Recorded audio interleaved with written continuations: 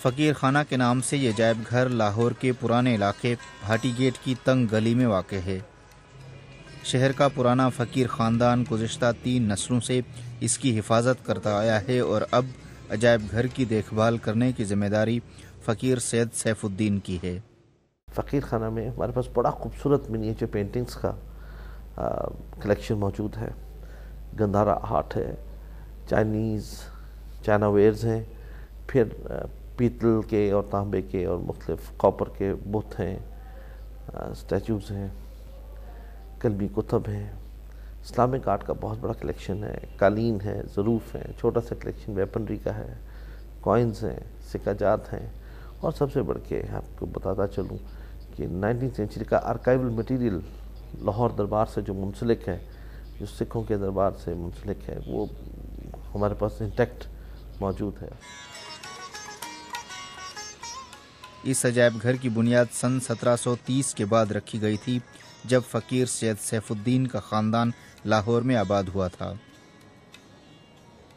ان کے بقول ان کے بزرگوں نے اس عمارت میں لاہور کا پہلا پبلشنگ ہاؤس قائم کیا تھا اور بعد میں اس کو عجائب گھر میں تبدیل کر دیا۔ جب پبلشنگ ہاؤس کو بنایا تو اس کے اندر ہمیں آرٹسٹ رکھنے پڑے، خطاط رکھنے پڑے، پینٹرز رکھنے پڑے، صحاف جو بک بائنڈرز تھے وہ رکھے، تو it was a complete package under one roof. تو اس زمانے سے یہ میوزیم کی شروعات کی۔ اس کی خاص بات یہ ہے کہ اس میں سکھ بادشاہ مہاراجہ رنجیت سنگھ کے دور کا قیمتی مواد اور نوادرات محفوظ کیے گئے ہیں۔ فقیر خاندان کا ایک شخص سید عزیز الدین مہاراجہ رنجیت سنگھ کے سینئر وزیر تھے اور فقیر سید سیف الدین بھی مہاراجہ رنجیت سنگھ کے بڑے مداح ہیں۔ مہاراجہ رنجیت سنگھ کے دور میں اگر آپ کو یہ بتاؤں اور آپ حیران ہو جائیں گے کہ انہوں نے کبھی کسی کو قتل کرنے کا حکم نہیں دیا۔ وہ اتنے سیلفلیس آدمی تھے کہ انہوں نے اپنے نام کا سکہ بھی جاری نہیں کیا۔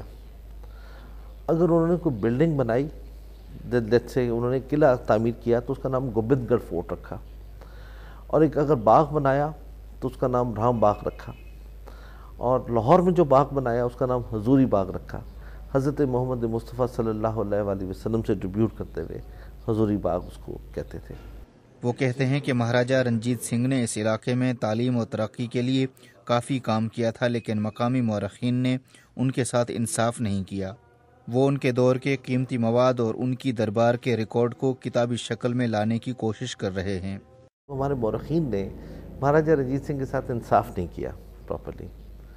حقیقت میں دیکھا جائے مہاراجہ رنجیت سنگھ ایک سیلف لیس آدمی تھے، اور ان کا جو دور تھا وہ بڑا سیکولر دور تھا۔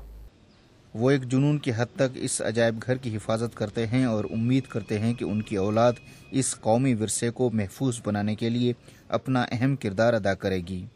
حفیظ چاچڑ، BBC لاہور۔